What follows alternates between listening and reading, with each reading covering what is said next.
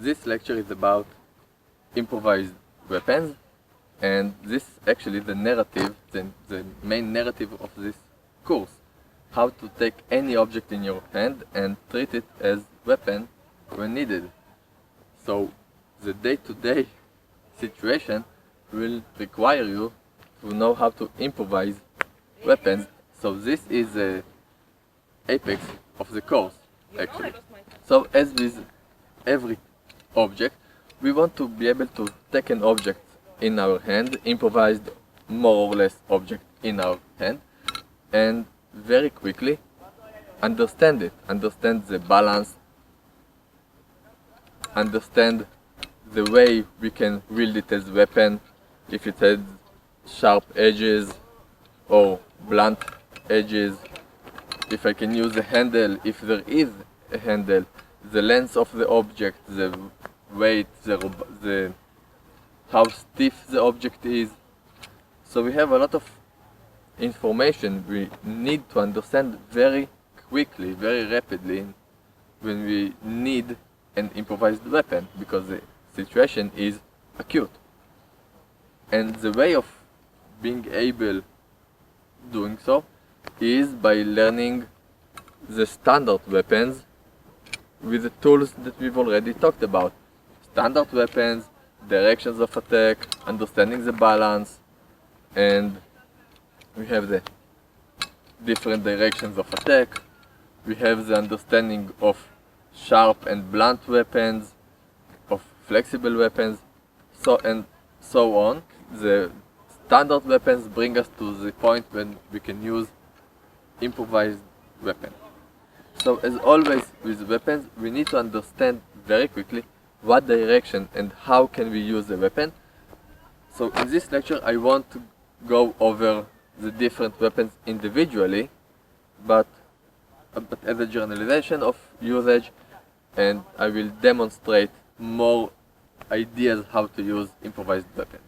And we always use the same 4 motoric principles, even with improvised weapons. We have the figure 8, we have the chasing hands, we have the opposite direction and the separation of directions. Always the same 4 motoric principles, because this is everything we can do with our arms. So let's start with not so improvised weapons. This is, of course, a shovel. This is a multi-tool shovel, but a shovel. Let's see how we can use shovels, for example. Of course, we can hit with the blade of the shovel. I can just stab him like a short spear. I can grab like with an axe. Use the handle as a stick. I have a sharp point here, so I can just stab him. This is very unpleasant, of course. Hitting the knee and then go up to the chin. So we have a lot of different ways using a shovel. Very useful, very good improvised weapon. Of course I can use the blunt side of the shovel. I can hit his weapon and then hit him, or I can just hit him with the blunt side. I don't have to kill him with the shovel. Now I'm gonna play Bilbo Baggins, and Gollum, what do I have in my pocket? It's not the One Ring. I have a little stick in my pocket. Just a piece of wood, a small branch. Of course, I can use it to reinforce my fist, in case I want to hit him. But I can also stab him. I can use it to create leverage and create locks. I can stab and poke him on soft tissue. Of course, I can poke his eyes, lift his chin.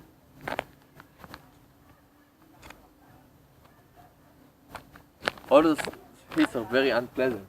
If he's just attacking me and I have a stick in my hand, I have an advantage. I can just cut him here. It's very unpleasant. And go fight. See? I can just use it very easily. I just poke it into him. And it has all the same directions as every stick has. The cross, the plus. I can hit and roll because I work as if I'm empty-handed, just with some sharp edges. And this is very basic. What else do I have in my pocket? A stone. Of course, almost every weapon can be just thrown at our opponent, at our enemy. Stones are very good to be thrown. We can throw the shovel, but it's less efficient that way. But if I have a stone, I can throw. Now, this stone is just some regular brick. I have sharp edge here. I can hold it. When I take it in my hand, I feel the weight. I feel if it's a light stone or heavy stone. How can I hold it so it won't hurt me? If I hold it this way, it can hurt me with a sharp point. So I stick for the proper way of holding it to maximize its efficiency. So I can hold it a way that I have still some sharp edge on the outside, but it still reinforces my fist. Now the fist isn't closed perfectly, but it doesn't matter because now I have a stone in my fist.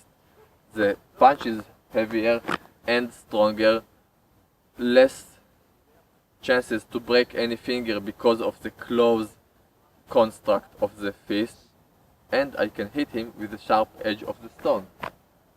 Just hitting his head, his temple with a sharp edge, and he will be knocked out. I can hit him in the teeth, right? I don't even have to hit with my feet, but with the stone itself, like this. I can hit him in the body. I can just hit his soft tissue. Of course, I can use the sharp edge as a knife, and again, just cut or press into him. And this is like a regular stone. I can just hit the center of the knee and up the face, or making him a peg leg just by touching him. It requires no effort at all. I can just switch hands and throw it in him. He won't even see it coming, like this. I can throw, and while he's dealing with this, I can strike. So I can use the object as diversion and not only as a direct weapon to use. And of course, it's just examples of how can I use different objects. What else do I have in my pocket? I have my keys. Everybody has keys in the pocket. I mean, if you have pockets, right? So again, take the keys, understand. Keys like this I can use as a flexible weapon. I have some range. I can use it to fix my punch and make it stronger. I can leave sharp edge and stab with it. Poke his eyes. I can leave two edges and walk again as if I have a stick in my hand. Very useful thing. I can divert him using the keys. See? He's there, now I'm here.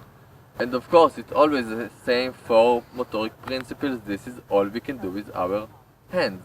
Another thing you can do with keys, if you place them like this, like Wolverine's claws, the key in my hand reinforces my fist, so I close the fist on the keys and it reinforces the fist.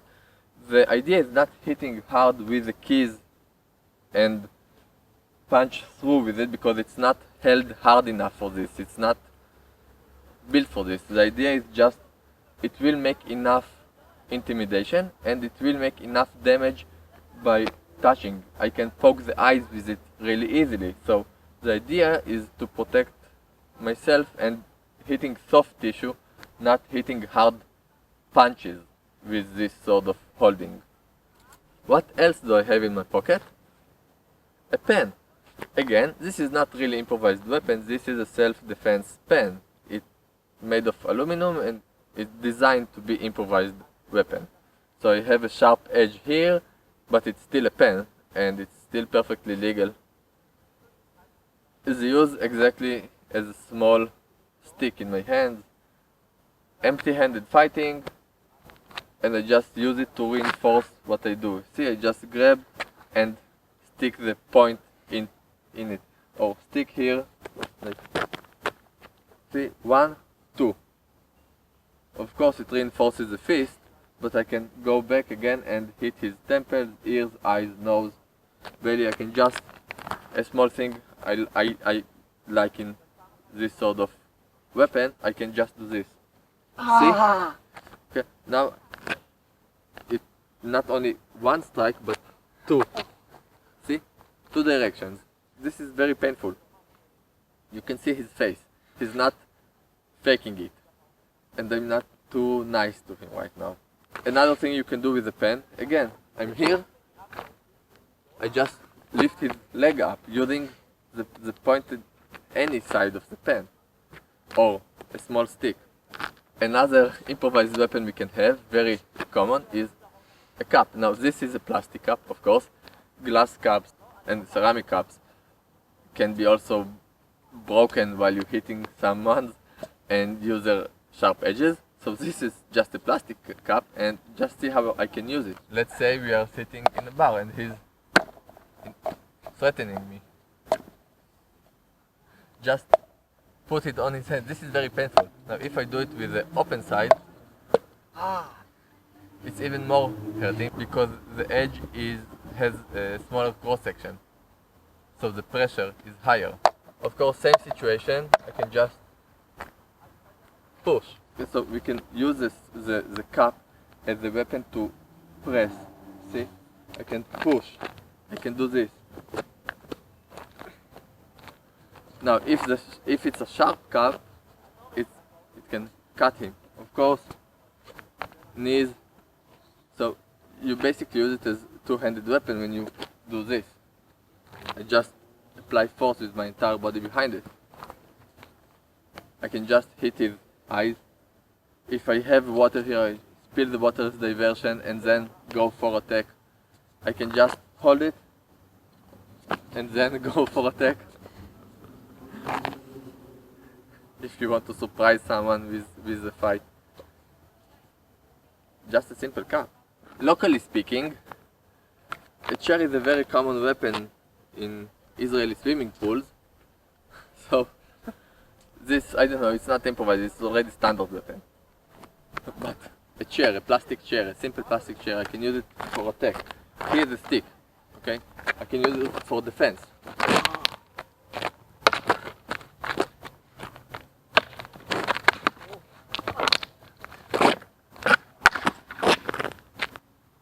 Simple.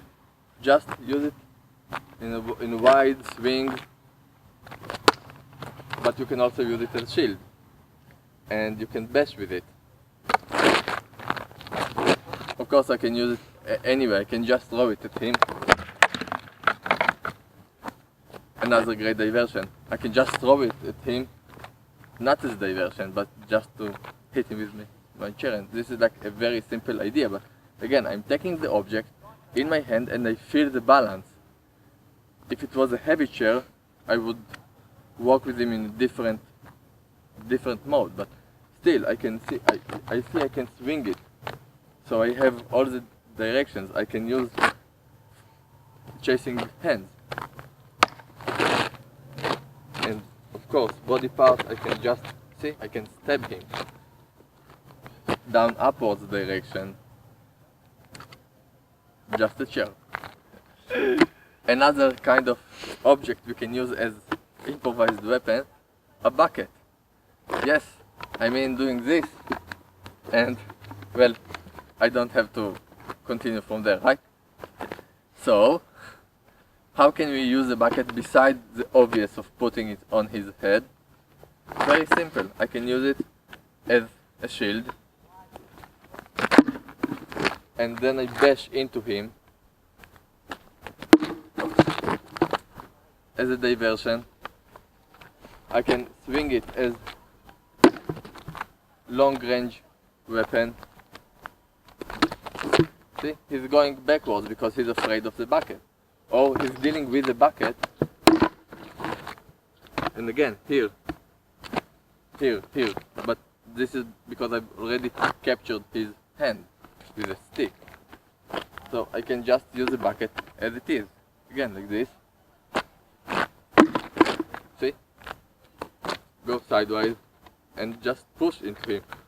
Of course, if the bucket is full of something, I can just pour it on him, and it doesn't matter if it's sewage or wastewater. So I can just throw at him and then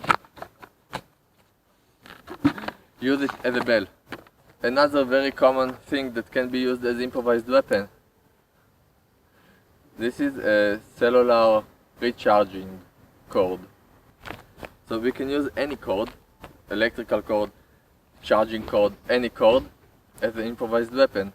We can hold it like this, we can hold it like this, it doesn't matter.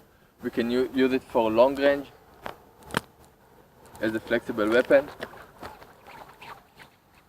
and it's very painful. We can use it in mid-range, we can just use it as a whip.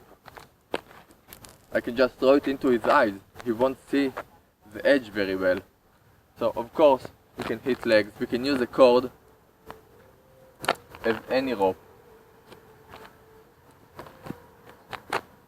Strangling is most recommended thing to do with cords.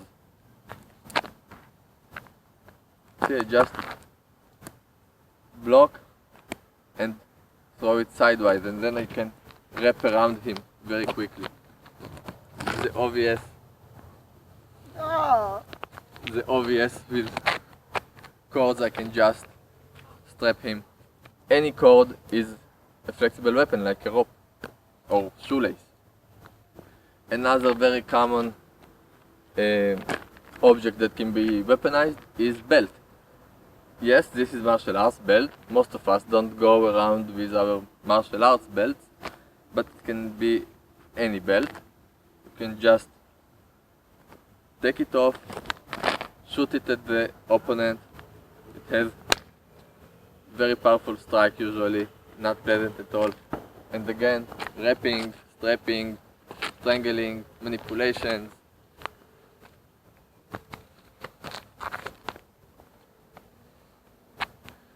As always, we can use it again against knife.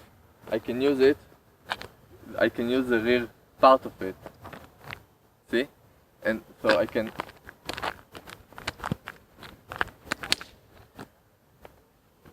use it as diversion.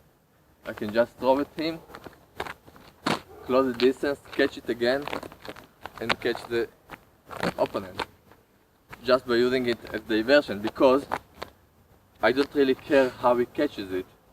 He will catch it eventually, and I'm not catching him, I'm catching the belt again and have control over him.